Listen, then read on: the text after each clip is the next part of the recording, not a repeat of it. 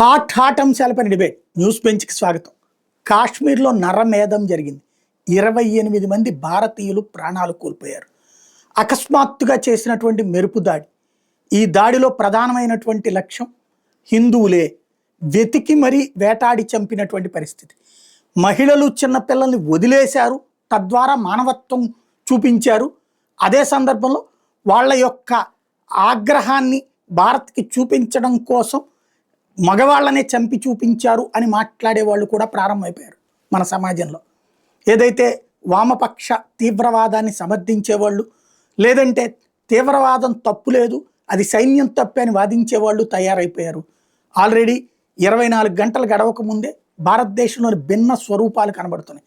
అసలు ఈ సంఘటన ఎందుకు జరిగింది, ఈ చేసిన వాళ్ళ వెనకాల ఉద్దేశం ఏంటి, భవిష్యత్తులో ఏం జరగబోతోంది, ఈ అంశానికి సంబంధించి మాట్లాడేందుకు ప్రస్తుతం మనతో పాటు ఉన్నారు జాతీయవాద విశ్లేషకులు రాకా సుధాకర్ గారు.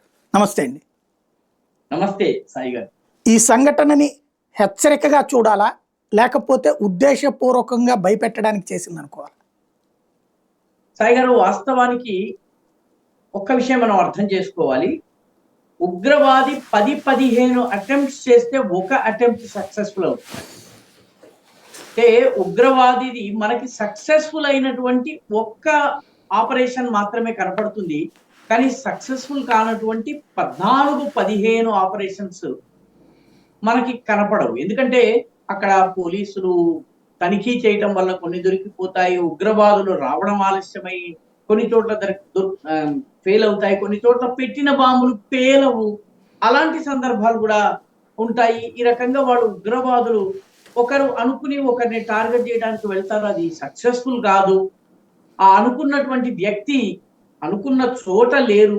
ఈ రకంగా 15 సార్లు 10 సార్లు కొన్ని సందర్భాల్లో 20 సార్లు ప్రయత్నిస్తే ఒక్కసారి సక్సెస్ఫుల్ అవుతాడు. ఆ సక్సెస్ఫుల్ అయిన ఒక్కసారిని చూసి మనం హడావిడి పడిపోతుంటాం, వాళ్ళు చాలా ఇదైపోయినట్టు. జమ్మూ కాశ్మీర్లో ఇది ఒక రకంగా 2 రకాలుగా చూడాలి. ఒక రకంగా ఇది ఒక ప్రమాద ఘంటిగా, ఒక రకంగా ఇది హెచ్చరిక కూడా. హెచ్చరిక ఎందుకంటే నువ్వు 100 తలుపులు మూసినా ఏదో ఒక కిటికీయో ఏదో ఒక కన్నమో ఉంటుంది, ఆ కన్నం ద్వారా ఎలక లోపలికి ప్రవేశిస్తుంది. ఎలక లోపలికి ప్రవేశించిన తర్వాత అది విధ్వంసం సృష్టించగలదు. కాబట్టి ఆ 101వ కన్నం ఏం మిగిలిపోయింది మనం కవర్ చేయనిది? మన స్టాండర్డ్ ఆపరేటింగ్ ప్రొసీజర్స్ లో ఏ ప్రొసీజర్ ని మనం సక్రమంగా పాటించలేకపోయాము.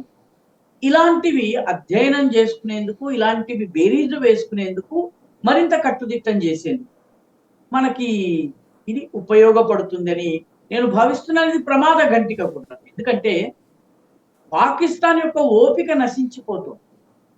ఈ ఓపిక ఎందుకు నశించిపోతుంది? భారతదేశం దాన్ని అసలు లెక్కలోకి తీసుకోవడం లేదు, దాంతో చర్చలు జరపడం లేదు. అసలు పాకిస్తాన్ గురించి భారతదేశంలో ఉన్నటువంటి మంత్రులు ఎవరు మాట్లాడటం లేదు. ప్రధానమంత్రి అసలు పాకిస్తాన్ లో పా అన్నటువంటి పదం కూడా ఉచ్చరించారు. అంతర్జాతీయంగా ఏ దేశం కూడా, అమెరికా కావచ్చు, ఫ్రాన్స్ కావచ్చును, సౌదీ అరేబియా కావచ్చును, యునైటెడ్ అరబ్ ఎమిరేట్స్ కావచ్చును, ఖతర్ కావచ్చును, జపాన్, ఇండోనేషియా, ఏ దేశం కూడా చర్చలు జరపండి అని మనకు సలహా ఇవ్వదు. అంటే పాకిస్తాన్ టోటలీ అప్రాసంగికమైపోయింది, ఇర్రిలవెంట్ అయిపోయింది. భారత్ మాట్లాడటం లేదు, ప్రపంచ దేశాలు పట్టించుకోవడం లేదు. పాకిస్తాన్ ఆర్టికల్ 370 విషయాన్ని లేవనెత్తేందుకు ఇస్లామిక్ దేశాల ఫోరంలో ప్రయత్నిస్తే కూడా దెబ్బతింది. కాబట్టి పాకిస్తాన్ యొక్క ఫ్రస్ట్రేషన్ ఈ దాడి రూపంలో కనిపిస్తుంది. కాబట్టి పాకిస్తాన్ ఇలాంటి దాడులు ఇంకా చేయవచ్చును. ఇది ఒక ప్రమాద ఘంటిగా మనం తీసుకోవాలి సాయిగా. ఇప్పుడు కాశ్మీర్లో జరిగినటువంటి ఈ సంఘటనని ఇంటెలిజెన్స్ వైఫల్యంగా చూడాలా, లేకపోతే తీవ్రవాదుల యొక్క తెలివితేటలుగా చూడాలా? వాస్తవానికి ఇంటెలిజెన్స్ వైఫల్యం అని మనము చెప్పలేం సాయిగా. నా అనుమానము, నా అంచనా, మరింత కొద్ది రోజులైతే మనకి పూర్తి వివరాలు తెలుస్తాయి. ఇది స్టాండర్డ్ ఆపరేటింగ్ ప్రొసీజర్స్ ఏవైతే ఉంటాయో ఈ ప్రొసీజర్లు పాటించే చోట లోపాలు జరిగి ఉంటాయి. ఇంటెలిజెన్స్ వైఫల్యము అంటే మీకు ఒక వాస్తవం చెప్తాను. టూరిజం జరిగేటటువంటి ఏ ప్రాంతంలో కూడాను పోలీసులు తుపాకులు, బందూకులు, ఆ ముళ్ళ కంచెలు, లేకపోతే ఎక్కడికక్కడ తనిఖీలు, మొత్తము పైనుంచి కింద దాకా ఫ్రిస్కింగ్ చేయడము, ఇవి ఉండవు సాయి గారు. ఎందుకంటే టూరిజం చేయడానికి వచ్చేవాడే అన్ని బాధరబందీలు పక్కన పెట్టి రావాలనుకుంటాడు, ఫ్రీగా ఉన్న అట్మాస్ఫియర్ కి రావాలనుకుంటాడు. టూరిజం ని ప్రమోట్ చేయాలనుకున్నటువంటి రాష్ట్రం కూడా మా రాష్ట్రంలో అంత నార్మల్ గా ఉంది, చాలా సుఖప్రదమైనటువంటి అనుభవంతో మీరు తిరిగి వెళ్తారు, ఆనందంగా తిరిగి వెళ్తారు అన్నటువంటి గ్యారంటీ ఇవ్వాల్సి. కాబట్టి టూరిస్టుల విషయానికి వచ్చేటప్పటికి చాలా సందర్భాల్లో కొద్దిగా ఈ స్టాండర్డ్ ఆపరేటింగ్ ప్రొసీజర్స్ ని లూజన్ చేస్తాయి. హోటళ్లు కావచ్చును, లేకపోతే రెస్టారెంట్స్ కావచ్చును, టూరిజం స్పాట్స్ కావచ్చును, అక్కడ ఉన్నటువంటి సెక్యూరిటీ సిబ్బంది కావచ్చును, వీళ్ళు కొద్దిగా రిలాక్స్ చేసుకుంటారు. ఈ రిలాక్సేషన్ కంటిన్యూస్ గా జరుగుతూ ఉన్నప్పుడు కొద్దిపాటి విండో ఆఫ్ ఆపర్చునిటీ, కన్నము ఒక చిన్న ఖాళీ, అక్కడ ఒక వీక్ లింక్ కనిపిస్తుంది.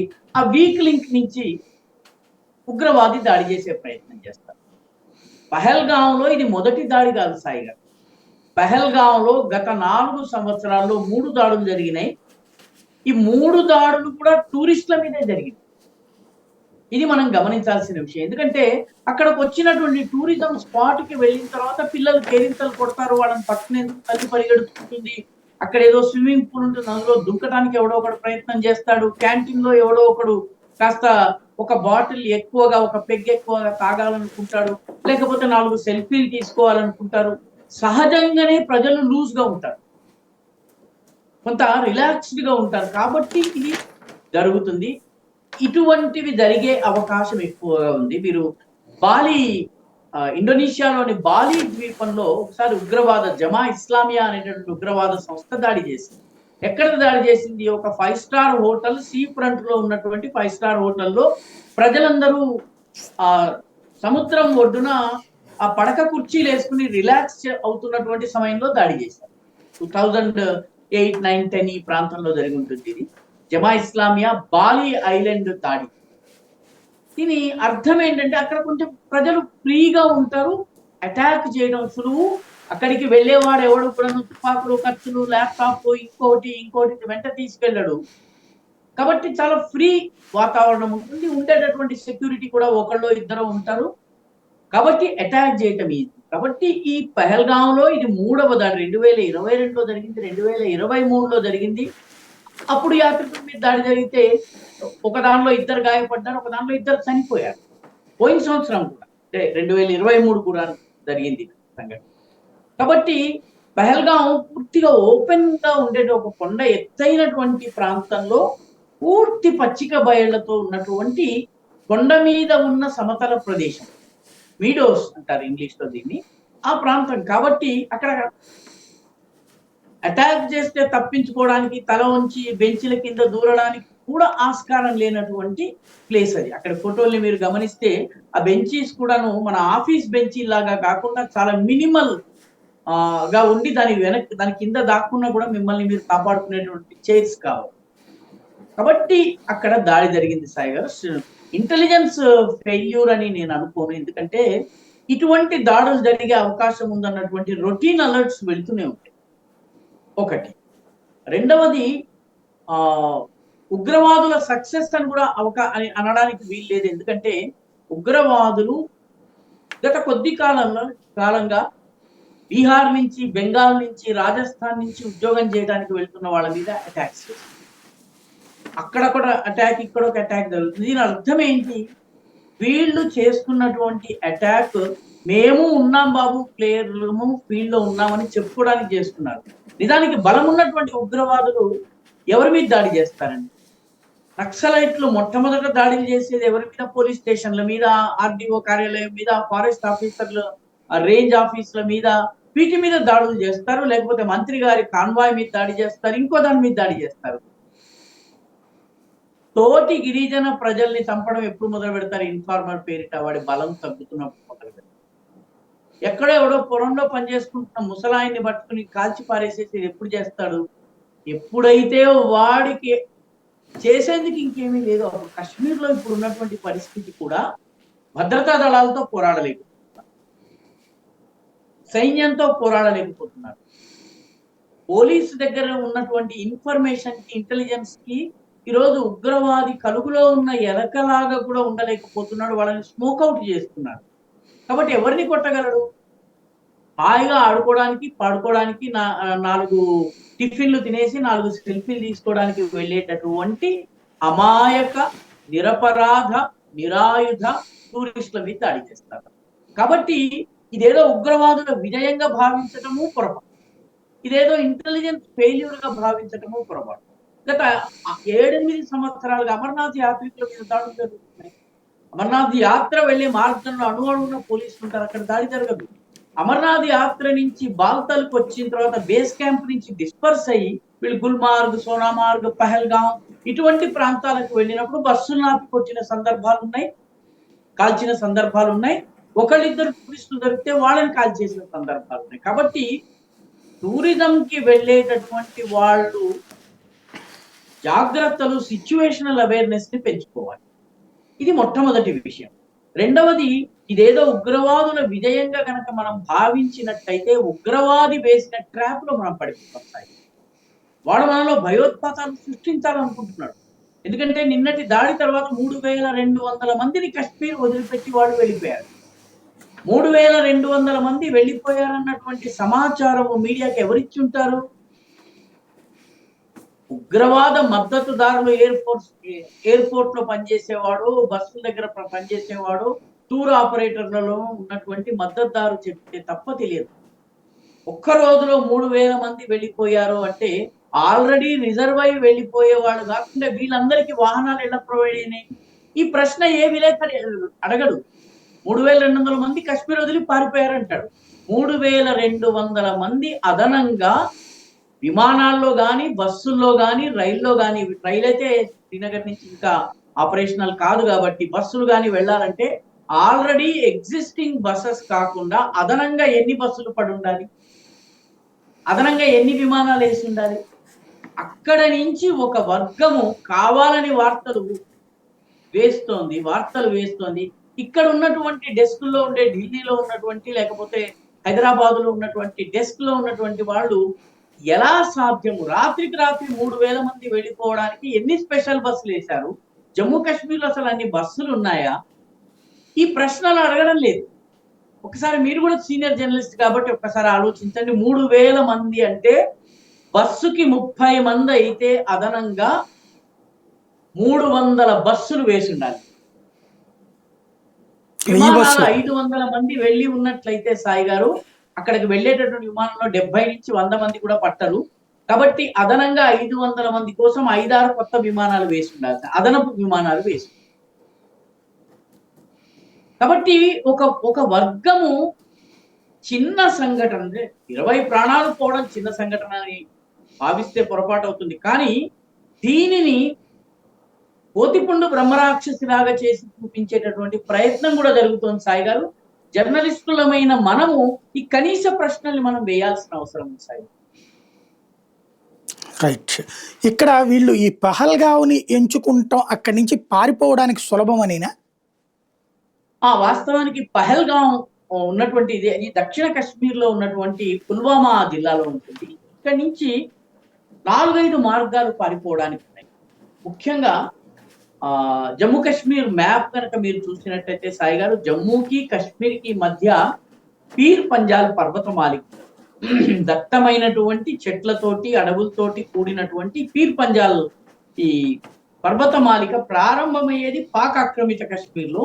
అది విస్తరించి డోడా, కిష్త్వాడ్, భదర్వా జిల్లాల వరకు, అదేవిధంగా రాజౌరి, పూంచ్ ప్రాంతాల వరకు ఇది 2 శాఖలుగా విస్తరిస్తుంది. కాబట్టి ఉగ్రవాదికి అటాక్ చేసిన తరువాత 108 కిలోమీటర్లు ప్రయాణం చేస్తే, ఒక 68 కిలోమీటర్లు ప్రయాణం చేస్తే దక్షిణం దిశగా సింథన్ పాస్ అనేటటువంటి కనుమ వస్తుంది.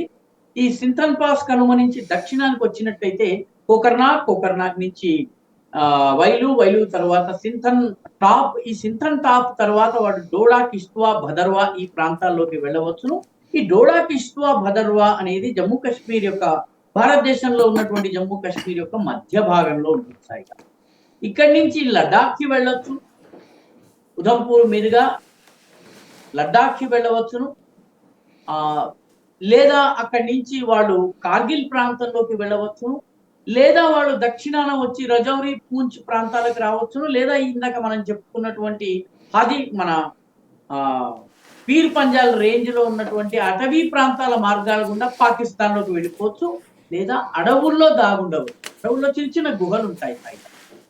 అదేవిధంగా అడవుల్లో చిన్న చిన్న మంచెలు ఉంటాయి. ముఖ్యంగా ఈ గుజ్జర్ బకర్వాల్ పహాడీ ఇటువంటి తెగకు చెందిన వాళ్ళు పశువుల్ని మేపుకోవడానికి, మేకలు బర్రెల్ని గొర్రెల్ని వీటిని మేపుకోవడానికి వెళ్తూ ఉంటారు. వెళ్తున్నప్పుడు వాళ్ళు అక్కడ నివాసం ఉండడం కోసం మంచెల్లాంటి ఇల్లు కట్టుకుంటారు. వీటిని డోక్స్ అంటారు. ఈ డోక్స్ ఉంటాయి కాబట్టి వీటిలో దాక్కోవడానికి వీలవుతుంది. దట్టమైన అడవి కాబట్టి ఆపరేషన్స్ కి ఇబ్బంది ఉంటుంది. అదేవిధంగా డ్రోన్ సర్వేలెన్స్ కూడా ఇబ్బంది ఉంటుంది కాబట్టి వీళ్ళు తప్పించుకోవడానికి చాలా సులువైనటువంటి మార్గం ఇది. ఒకసారి మనం మ్యాప్ తీసుకుని చూసినట్లయితే ఈ విషయాలన్నీ మనకి చాలా సులువుగా అర్థమవుతాయి సాయి గారు. రెండవది కాజీగుండ్ ప్రాంతానికి, పట్నీటాప్ ప్రాంతానికి వెళ్ళవచ్చు. మామూలు సివిలియన్స్ రూపంలో తుపాకులు ఎక్కడన్నా దాచిపెట్టి మామూలు వ్యక్తుల రూపంలో వాళ్ళు బస్సు ఎక్కేసేసి కాజీగుండ్ దాటేసినట్లయితే వాళ్ళు జమ్మూలోకి ప్రవేశిస్తారు. జమ్మూలోకి ప్రవేశించిన తర్వాత జమ్మూలో ఉన్నటువంటి చాలా ప్రాంతాలకి సరిహద్దు చాలా దగ్గర. ఉదాహరణకి మీకు హీరానగర్ కావచ్చు, కఠువా కావచ్చు, సాంబా కావచ్చు, అఖ్నూర్ కావచ్చు, ఈ ప్రాంతాలన్నిటి కూడా సరిహద్దు 10 నుంచి 12 కిలోమీటర్ల. తమాషా ఏంటంటే పఠాన్కోట్ హైవే ఉంటుంది, జమ్మూ పఠాన్కోట్ హైవే ఉంటుంది. జమ్మూని పంజాబ్ని కనెక్ట్ చేసేటటువంటి హైవే. చాలా చోట్ల ఈ highway line of control international border కి 10 నుంచి 15 కిలోమీటర్ల లోపే దాని డిస్టెన్స్ అండి. అంటే 10 కిలోమీటర్లు దాటితే, అంటే ఉదాహరణకి మీరు విజయవాడలో ఉన్నారనుకోండి, విజయవాడ నుంచి మంగళగిరి మీరు పెనమలూరు వెళ్ళితే ఎంత సమయం పడుతుందో అంత సమయంలో మీకు ఇంటర్నేషనల్ బార్డర్ వచ్చేస్తుంది. కాబట్టి ఈ కారణాల వల్ల తప్పించుకోవడానికి సులువు కాబట్టి ఇది ఎంచుకున్నారు. రెండవది ఏంటంటే పహల్గాం అంతా కూడాను పచ్చిక బయళ్ళు ఉంటాయి సాయి గారు. కాబట్టి మీకు పెద్ద పెద్ద చెట్లు వాటి వెనక తలదాచుకోవడం కానీ, లేకపోతే రాళ్లతో ఉన్నటువంటి కన్స్ట్రక్షన్స్ కానీ వీటి వెనక తలదాచుకోవడం కానీ ఇది సాధ్యం కాదు. కాబట్టి మీరు కేవలము ఒక ఓపెన్ గ్రౌండ్ లో నిలబడ్డటువంటి వ్యక్తుల్లాగా టూరిస్ట్ ఉంటారు. ఏవో చిన్న చిన్న రూమ్స్ ఉంటాయి, లేకపోతే చిన్న చిన్న స్టాల్స్ ఉంటాయి. ఇవి ఉన్న కారణంగా వాళ్ళకి ప్రొటెక్షన్ దొరకడం కష్టం. ఇది మౌలికంగా పహల్గాంని ఎంపిక చేసుకోవడంలో ఉన్నటువంటి కారణం ఇది సాయి. రైట్. ఇప్పుడు ఒక ప్రధానంగా ఒక చర్చ వినబడుతుంది ఏంటంటే ఇంటెలిజెన్స్కి సంబంధించినటువంటి ఒక ఉన్నతాధికారి, నేవీకి సంబంధించినటువంటి ఒక ఉన్నతాధికారి ప్రాణాలు కోల్పోయారు, 8 మంది దాకా ఇంటెలిజెన్స్ అధికారులు గాయపడ్డారు అన్నటువంటి విషయాన్ని ఇక్కడ వీళ్ళందరూ ఫ్యామిలీలతో గెట్ టుగెదర్ వెళ్ళారు, ఈ విషయాన్ని తెలుసుకుని వాళ్ళని టార్గెట్ చేశారు అన్నటువంటి వాదన ఉంది. అది ఎంతవరకు వాస్తవం? వాళ్ళని టార్గెట్ చేస్తే కేవలం వాళ్ళనే చంపుకుంటారు సాయి. వాళ్ళని కనుక టార్గెట్ చేసి ఉంటే వాళ్ళనే చంపుండాలి. మీకు ఒక తమాషా ఉదాహరణ చెప్తాను సాయి గారు. కాందహార్ హైజాక్ జరిగినటువంటి అంటే మన భారతదేశంలో కాఠ్మండు నుంచి బయలుదేరినటువంటి విమానము లక్నో దగ్గరకు వచ్చేటప్పటికి దాన్ని హైజాక్ చేశారు. లక్నో నుంచి అమృత్సర్ నుంచి లాహోర్ నుంచి ఏకంగా దాన్ని కాందహార్ ఆఫ్ఘనిస్తాన్ లోకి తీసుకెళ్లారు. ఇది తీసుకెళ్లే సమయంలో ఆ విమానంలో ఒక టాప్ ఇంటెలిజెన్స్ ఆఫీసర్ ఉన్నారు, ఒక సుప్రసిద్ధ రాజకీయ నాయకుని అత్యంత సన్నిహిత బంధువులు ఉన్నారు. వీళ్ళందులో ఉన్నారన్నటువంటి విషయము ఉగ్రవాదులకు తెలియదు. చిట్ట చివరికి ఒప్పందం అంతా జరిగి అందరినీ విడుదల చేశారు. తర్వాత మనము దానికి ప్రతిగా కొందరు ఉగ్రవాదుల్ని విడుదల చేయటం ఇదంతా జరిగిన తరువాత మన దేశానికి విమానంతో పాటు ప్రయాణికులు వచ్చిన తరువాత అందులో ఉన్నటువంటి ఇంటెలిజెన్స్ అధికారి పేరు బయటకు వచ్చింది. అదేవిధంగా అందులో ఉన్నటువంటి రాజకీయ నాయకుడి కుటుంబం పేరు బయటకు వచ్చింది. అంటే చాలా సందర్భాల్లో ఇటువంటి సంఘటనలు జనరల్ గా వచ్చేటటువంటి వ్యక్తులు ఇంటెలిజెన్స్ అధికారి, ఉదాహరణకు ఆంధ్రప్రదేశ్ కి చెందినటువంటి ఇంటెలిజెన్స్ అధికారి కశ్మీర్ లో భార్యా పిల్లలతో వెళ్ళారని ఆయన హై వాల్యూ టార్గెట్ ఎలా అవుతారు? ఆయన ఇంటెలిజెన్స్ అధికారి అని చెప్పి ఎక్కడ కూడా నమోదు చేయడు. ఆధార్ కార్డులో అడ్రస్ ఉంటుంది, ఇంకోటి ఉంటుంది. మీరు ఆధార్ కార్డు తప్ప వేరే కార్డుని మీరు హోటళ్లలో చెక్ ఇన్ అయ్యేటప్పుడు చూపించాల్సిన అవసరం లేదు. కాబట్టి మీరు ఇంటెలిజెన్స్ అది తెలుసుకునేంత ఇంటెలిజెన్స్ కనుక, అంత పకడ్బందీ వ్యవస్థ కనుక ఉగ్రవాదులకు ఉన్నట్లయితే ఆ ఇంకా అసలు అద్భుతం అని అనుకోవాలి. అది వీళ్ళు చనిపోవడం కాకతాళీయం. ఒక ఎయిర్ ఫోర్స్ లో సైన్యానికి చెందినటువంటి వ్యక్తి పెళ్ళైనటువంటి 6 రోజులకి ఆయన వచ్చాడు, ఆయనని కాల్చి చంపేశారు. అయితే ఆయన ఆర్మీకి చెందిన వాడు కావడం కాకతాళీయం. అసలు ఏం జరిగిందో తెలిసే లోపల వాళ్ళు చంపేసి ఉంటారని నాకు అనిపిస్తోంది. అదే విధంగా ఇంటెలిజెన్స్ అధికారి ఎవరన్నా ఉన్నా కూడాను, నేను ఇంటెలిజెన్స్ అధికారి అని వాడు ఇక్కడ చెప్పుకోడు. ముఖ్యంగా కుటుంబంతో వెళ్లే సందర్భంలో నేను ఇంటెలిజెన్స్ అంటే నేను ఫలానా అంటే అని జమ్మూ కాశ్మీర్ వంటి సెన్సిటివ్ రాష్ట్రంలో నార్త్ ఈస్ట్ లో చెప్పుకోరండి. నార్త్ ఈస్ట్ కానీ అరుణాచల్ ప్రదేశ్ కానీ ఇంటెలిజెన్స్ అధికారులను మీరు గుర్తించడం చాలా కష్టం. కాబట్టి ఇది ఏదో ఇంకా మీడియాకి రకరకాల కొంచెం మసాలా, కొంచెం కారం, ఇంకా కొంచెం యాడ్ చేయాలని ఎవరో డెస్క్ లో వాళ్ళు చెప్తే ఏం చేయాలో తెలియక ఇటువంటి కథలేవో, చనిపోయిన వాడు ఫలానా అన్నది చనిపోయిన తర్వాత తెలుసు. కాబట్టి ఇటువంటివన్నీ పెద్ద దమ్మున్న కథలు కావు సార్. ఇంకొకటి, ప్రత్యేకించి మహిళలు చిన్నపిల్లల్ని వదిలేయడం ద్వారా వాళ్ళు వాళ్ళ పట్ల ఉదారంగా ఉన్నట్టు చూపడమా, మగవాళ్ళనే చంపి మీ మోడీకి చెప్పుకోండి అనేటటువంటి దాంట్లో నుంచి ఏం మెసేజ్ ఇస్తున్నట్టు వాళ్ళు? గతంలో జరిగినటువంటి అనేక ఉగ్రవాద సంఘటనల్లో మహిళల్ని, పిల్లల్ని కూడా చంపారు సార్. నేను మీకు ఉదాహరణలు ఇవ్వగలను. ఛత్తీసింగ్పురా అని శ్రీనగర్ కశ్మీర్ వ్యాలీలో ఉంది. సిక్కులు నివసించే గ్రామం. 36 మంది సిక్కుల్ని చంపేశారు. 36 మంది సిక్కులని చంపినప్పుడు అందులో పిల్లలున్నారు, ఆడవాళ్ళు. నదీ మార్గ్, కశ్మీర్ ఫైల్ సినిమాలో నదీ మార్గ్ నృశంస హత్యాకాండ, భయంకరమైనటువంటి హత్యాకాండకు సంబంధించిన దృశ్యం మనం చూడవచ్చును. అందులో పసిపిల్లల్ని చంపడం మనం చూసాము. నదీ మార్గంలో చనిపోయినటువంటి వాళ్ళ వయస్సు గనక చూసినట్లయితే ఈ ఉగ్రవాదులనే కాదు, ఏ ఉగ్రవాది అయినా కూడాను రక్తం చిందాలి, ప్రజలలో భయోత్పాతాలు కలగాలన్నటువంటి లక్ష్యంతో వాడు వస్తాడు. ఉగ్రవాదం అంటే ఏంటండి? ఉగ్రవాదం అంటే రాజకీయము రక్తంతో చేసే రాజకీయం. కాబట్టి పంజాబ్ లో ఖలిస్తానీ ఉగ్రవాదులు చంపారు. ఆర్ఎస్ఎస్ శాఖ నడుస్తుంటే కాల్పులు జరిపారు. విచక్షణారహితమైన కాల్పులు జరిపారు. ఇది 90s లో జరిగింది సాయి గారు. 80s లోనో 90s లోనో జరిగింది. చనిపోయిన వాళ్లలో 92 ఏళ్ల వ్యక్తి ఉన్నాడు, ఒక 1 ఏడాది 2 ఏళ్ల పసిపిల్లవాడు.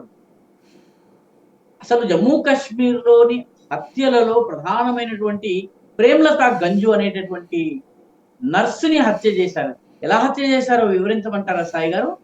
ఆమెను చేతులు కట్టేసేసి కాళ్లను ఈ రకంగా విస్తరింపజేసి మెకానికల్ రంపంలో ఆమెను ఇలా నడిపించుకుని తీసుకెళ్లి 2 ముక్కలు చేశారు.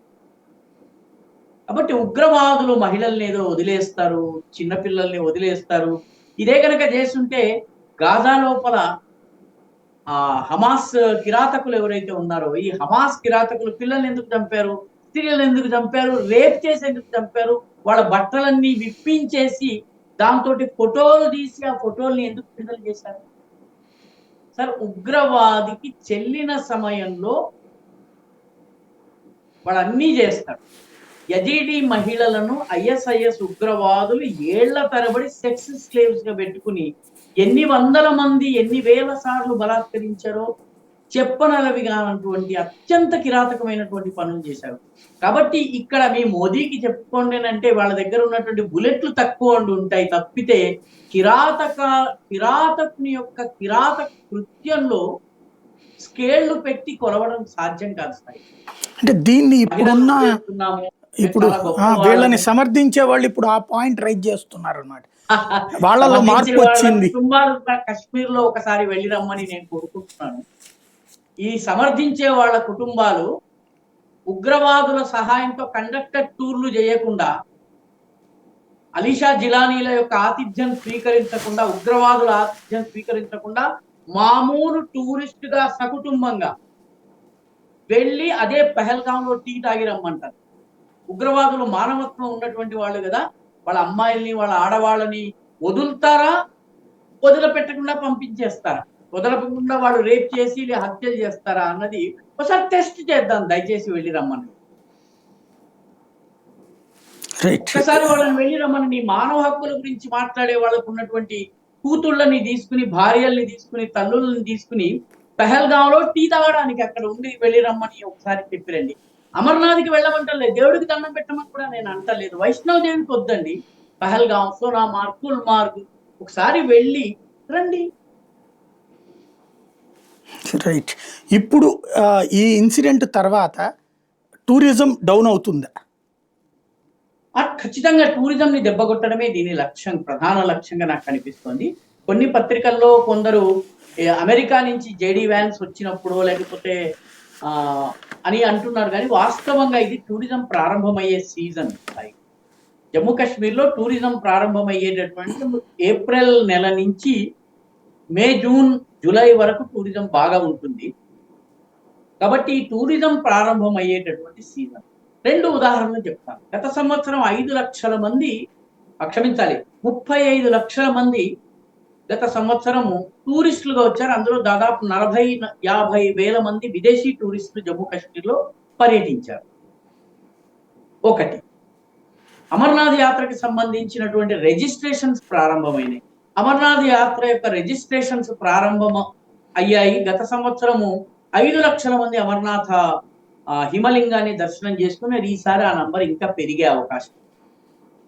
టూరిస్ట్ సీజన్ అంటే ఏంటి తెలిసిన సాయి గారు? టూరిస్ట్ సీజన్ అంటే జమ్మూ కాశ్మీర్ లో ఉన్నటువంటి కశ్మీరీ ముస్లిం జన సముదాయానికి ఉపాధి, వాడి కంచంలో అన్నము, వాడి నోట్లో ముద్ద. ఎందుకంటే టూరిజం వెళ్ళకపోతే జమ్మూ కాశ్మీర్ లో ఏముంది? ఫ్యాక్టరీలు ఉన్నాయా, పరిశ్రమలు ఉన్నాయా, ఏమున్నాయండి? కాబట్టి టూరిస్టు వెళితేనే, అమర్నాథ్ యాత్రకు వెళ్ళొచ్చిన వాళ్ళని ఎవరినన్నా అడగండి, ఆ ముస్లింలు మనల్ని వాళ్ళ భుజాన తీసుకెళ్లి మన హిమలింగ దర్శనం చేయిస్తారు, లేకపోతే వాళ్ళ దగ్గర ఉన్నటువంటి పోనీల మీద తీసుకెళ్తారు. తీసుకెళ్తున్నప్పుడు వాళ్ళు మాట్లాడుతున్నప్పుడు వాళ్ళు చెప్తారు, ఇలాంటి టూరిస్టులు వస్తేనే మాకు 4 రూపాయలు వస్తాయి, ఆ 4 రూపాయలతో మేము సంవత్సరం అంతా గడపాలని చెప్తారు. హౌస్ బోట్స్ ఉన్నాయి దల్ లేక్ లో. ఈ హౌస్ బోట్స్ లో మనము వెళితేనే 3,000 నుంచి 7,000 వరకు వాడు డిమాండ్ని బట్టి వాడు డబ్బులు తీసుకుంటాడు.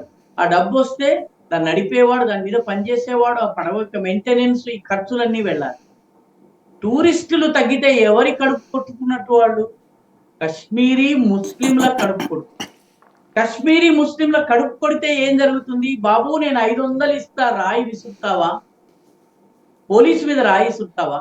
నేను 500 ఇస్తాను, శుక్రవారం నమాజ్ తర్వాత బయటకు వచ్చేసేసి గలీవ్ ఉంటే కాశ్మీర్ లో ఉండండి, లేకపోతే మతం మారి ముస్లింలు కండి, మీ అమ్మాయిని వదిలిపెట్టి వెళ్ళండి అని నినాదాలు ఇస్తావా? 500 రూపాయలు కాదు, నీకు నేను 10,000 రూపాయలు ఇస్తాను, పాకిస్తాన్ లో ట్రైనింగ్ పొందుతావా అని చెప్పేటటువంటి ఆస్కారం లభిస్తుంది సాయి గారు. ఎప్పుడైతే నా పడవ నడుస్తుందో నాకు డబ్బులు వస్తాయో, ఎప్పుడైతే నేను తామర తూళ్ళని సేకరిస్తానో, కూర వండుతానో, వాళ్ళు వాస్తవానికి తామర తూళ్ళతోటి అద్భుతమైనటువంటి కూర తయారు చేస్తారు జమ్మూ కాశ్మీర్ లో. ఎప్పుడైతే నా క్యాంటీన్ నడుస్తుందో, నా కహ్వా అంటే జమ్మూ కాశ్మీరీ టీ, లాల్ చాయ్ అంటాం మనం, ఆ టీ అమ్ముడవుతుందో నాకు డబ్బులు వస్తాయి. టూరిస్ట్ అని మోసుకెళ్ళినందుకు నాకు డబ్బులు వస్తాయి. ఈ పోర్టర్లకి డబ్బులు వస్తాయి. డబ్బులు ఉన్నంత కాలము వాడు రాళ్లు విసరడానికి రాదు. కాబట్టి డబ్బులు లేకుండా చేసేందుకు జరుగుతున్నటువంటి ప్రయత్నం ఇది. ఈ తరహా టూరిస్ట్ దాడులు జమ్మూ ఎందుకు జరగవు? వైష్ణోదేవిలో ఎందుకు జరగవు? ఎందుకు కశ్మీర్ వ్యాలీలోని పహల్గాంలోనే జరుగుతాయి? ఎందుకంటే Pahalgam is the most preferred destination of Amarnath యాత్రీస్. అమర్నాథ్ యాత్ర పూర్తి చేసుకుని బేస్ క్యాంప్ వచ్చిన తర్వాత సోనామార్గ్, గుల్మార్గ్, పహల్గాం, శ్రీనగర్, దానిలో దల్ లేక్, ఈ 5 ప్రాంతాలకి ఎక్కువగా వస్తారు. కాబట్టి ఈ ప్రాంతాలను టార్గెట్ చేయడం జరుగుతుంది. ఈ టూరిస్ట్ సీజన్ ని టార్గెట్ చేస్తే జమ్మూ కాశ్మీర్ ఆకలితో నకనకలాడితే వాడికి డబ్బిస్తే ఉగ్రవాదం వైపు వెళ్తారు. కాబట్టి 500 ఇచ్చి రాళ్లు విసిరించడం, ఇట్లాంటి పనులు చేయడానికి వీలవుతుంది. కాబట్టి ఈ అటాక్స్ జరిగినాయి. టూరిజం లేకపోతే జమ్మూ కాశ్మీర్ కి కేంద్ర ప్రభుత్వం ఇచ్చేటటువంటి డబ్బు మినహాయిస్తే వేరే ఆదాయం లేదు సాయి గారు. రైట్. ఇప్పుడు ప్రజలందరూ కూడా ఒక రిటాలియేషన్ అటాక్ జరుగుతుందని నమ్ముతున్నారు. మనం ఏమనుకోవచ్చు? రిటాలియేషన్ జరగాలి, రిటాలియేషన్ జరగాలి. మన మాజీ ఆర్మీ చీఫ్ ఎంఎం నరావణే అన్నారు, రిటాలియేషన్ జరిగి తీరాలి. రిటాలియేషన్ విషయంలో ఏమాత్రము అంతర్జాతీయ సముదాయం ఏమనుకుంటుంది, ప్రపంచ దేశాలు ఏమనుకుంటాయి, శాంతి కపోతాలు ఏం మాట్లాడతాయి, అమన్కి తమాషాలు చేసేవాళ్ళు, అమన్కి ఆశా పేరిట అమన్కి తమాషాలు చేసేటువంటి వాళ్ళు ఏమనుకుంటారని ఆలోచించొద్దు, గో అండ్ అటాక్ అని చెప్పి అది ఆర్మీ చీఫ్ ఎంఎం నరావణే చెప్పారు. కాబట్టి రిటాలియేషన్ జరుగుతుంది. కానీ సాయి గారు, రిటాలియేషన్ విషయంలో మీకు నేను ఒక్క మాట చెప్పగలను. రిటాలియేషన్ ఎప్పుడు కూడాను అభిమన్యుడిలా ఉండకూడదు, అర్జునుడిలా ఉండాలి. అభిమన్యుడు ఆ ఒక్కరోజు పద్మవ్యూహంలో వెళ్ళి ఉండకపోతే మరుసటి రోజు అర్జునుడు వచ్చి ఉండేవాడు, పద్మవ్యూహాన్ని ఛేదించగలిగి ఉండేవాడు, విజయం సాధించగలిగి. అసలు కౌరవ సేన ఆ రోజే యుద్ధం వాళ్ళది అంతమైపోయింది. అభిమన్యుడు తొందరపడి వెళ్ళాడు. తొందరపడి వెళ్ళిన కారణంగా ఏం జరిగింది? అభిమన్యుడు చనిపోయాడు. కాబట్టి retaliation should be at the time of our choosing, at the place of our choosing, at the mode of our choosing. మనకు నచ్చిన పద్ధతి, మనకు నచ్చిన పద్ధతిలో, మనకు నచ్చిన చోట, మనకు నచ్చిన విధంగా, నచ్చిన సమయంలో దాడి చేయాలి. దాడి చేస్తే ఏ రకంగా దాడి చేయాలంటే, అఫ్జల్ ఖాన్ పొట్టని చీరేస్తే వాడు యా అల్లా యా అల్లా అని చెప్పి పొట్టలో పేగుల్ని చేత్తో పట్టుకుని పరిగెత్తి వాడు బయటకు వస్తే వాడి తలని ఒక్క దెబ్బతో శివాజీ నరికేసేసినటువంటి అఫ్జల్ ఖాన్ వధ కథ తెచ్చుకోండి సాయి గారు. ఆ రకమైనటువంటి దెబ్బ కొట్టాలి. కానీ దానికి ముందు ఛత్రపతి శివాజీ ప్రిపరేషన్ ఏదైతే ఉందో దాన్ని కూడా మనం గుర్తు. Retaliation should be strong, harsh, decisive, but at the same time retaliation should be plan. మనం దాడి చేసిన తర్వాత ఒక్కడికి నష్టం జరగకుండా తిరిగి రావాలి. అంటే విమానాన్ని హైజాక్ చేస్తే పాలెస్టీనియన్ ఉగ్రవాదులు హైజాక్ చేసి ఏకంగా 6-7 దేశాల అవతల ఉన్నటువంటి ఉగాండాలో ఉన్నటువంటి ఎంటెబీ అనేటటువంటి పట్టణాన్ని తీసుకెళ్తే ఇజ్రాయెల్ దాని మీద ఆపరేషన్ చేసింది. వారం 10 రోజులు వాళ్ళతో మాట్లాడింది, చర్చలు జరిపింది, అంతా జరిపింది. ఈ మధ్యలో ప్లాన్ వేసిన తర్వాత 5-6 ముస్లిం దేశాలను దాటి బయటకు వెళ్ళి ఎంటెబీలో దిగి మొత్తం ఉగ్రవాదుల్ని చంపి ఆ ఎయిర్పోర్ట్ నుంచి మళ్ళీ విమానం ఎగరకుండా చేసి యాత్రికులందరినీ తీసుకొచ్చి తాము తెచ్చుకున్నటువంటి విమానాల్లో ఎక్కించి ఒక్క ఇజ్రాయెల్ సైనికుడు చనిపోకుండా ఒక్కరు చనిపోయి ఉంటారు, మళ్ళీ తిరిగి వచ్చారు. కాబట్టి ఆపరేషన్ అవ్వాలి. Operation should be at the time of our choosing, place of our choosing, mode of our choosing. ఇది జరగాల్సినటువంటి అవసరం ఉంది. ఈ కథలో అభిమన్యుడు అవుతావా, అర్జునుడు అవుతావా, శివాజీ అవుతావా, అఫ్జల్ ఖాన్? ఇది ఈ దేశం అధినేతలు యోచిస్తారంటే, ఎవరైతే మన ప్రైమ్ మినిస్టర్, మన డిఫెన్స్ మినిస్టర్, మన ఆర్మీ చీఫ్లు వీళ్ళు ఆలోచిస్తారు. ప్రజలు వాళ్ళని నమ్మవలసిన, ఎందుకంటే మీకో నాకో తుపాకీ ఇస్తే సాయి గారు దాంతో మనం అది పెన్ను అనుకుని రాస్తాం. మనకి గన్ను పెన్నుకి తేడా తెలియదు. మీకు నాకు మనం ఎంతన్నా ప్రసంగించవచ్చు. రాకా సుధాకర్ చాలా అద్భుతమైన ప్రసంగం చేయవచ్చు, కానీ నా చేతికి తుపాకీ ఇస్తే తుపాకీ ఇటు తిప్పి కొట్టాలో అటు తిప్పి కొట్టాలో తెలియదు. అలాంటి వాళ్ళు కూడా కొట్టే ఈ చంపే అనేటువంటి భాష ఏదైతే మాట్లాడతారో వాళ్ళకి సైన్యం అంటే తెలియదు, యుద్ధం అంటే తెలియదు, పోరాటం అంటే తెలియదు, వ్యూహం అంటే. కాబట్టి పైన ఉన్నటువంటి నాయకులు ఎవరైతే ఉన్నారో వాళ్ళని నమ్మాలి, వాళ్ళ వ్యూహ చాతుర్యాన్ని నమ్మాలి, వాళ్ళ దేశభక్తిని నమ్మాలి, వాళ్ళ యాక్షన్ తీసుకుంటారని నమ్మాలి. ఇటువంటి దాడి మరోసారి చేయడానికి పాకిస్తాన్ తయారు చేసినటువంటి కీలుబొమ్మలు కానీ సాహసించని రీతిలో మనం పని చేయాల్సి ఉంటుంది సాయి గారు. అది ఖచ్చితంగా జరిగి తీరాలి. అది జరుగుతుంది కూడా, నాకైతే పూర్తి నమ్మకం ఉంది Sai. Thank you very much అండి. ఇది పరిస్థితి. కాశ్మీర్లో తీసుకొచ్చినటువంటి ఆకస్మికమైనటువంటి సంఘటన వెనకాల ఉన్నటువంటిది టూరిజం వ్యవస్థని దెబ్బతీయడం, తద్వారా అక్కడ ఉన్నటువంటి ప్రజలకే ఉపాధి అవకాశాలు కరువైతే ఆ తర్వాత వాళ్ళని మళ్ళీ తీవ్రవాదం వైపుకి, పాత రోజుల వైపుకి తీసుకువెళ్ళేటటువంటి కుట్ర ప్రధానంగా కనబడుతుంది. అదే సందర్భంలో ప్రజల యొక్క ఆలోచనలకి ఒక స్పష్టమైన రూపం, అది ప్రభుత్వాన్ని నమ్మటం అన్నటువంటిది ఇక్కడ ముఖ్యమైనటువంటి అంశం.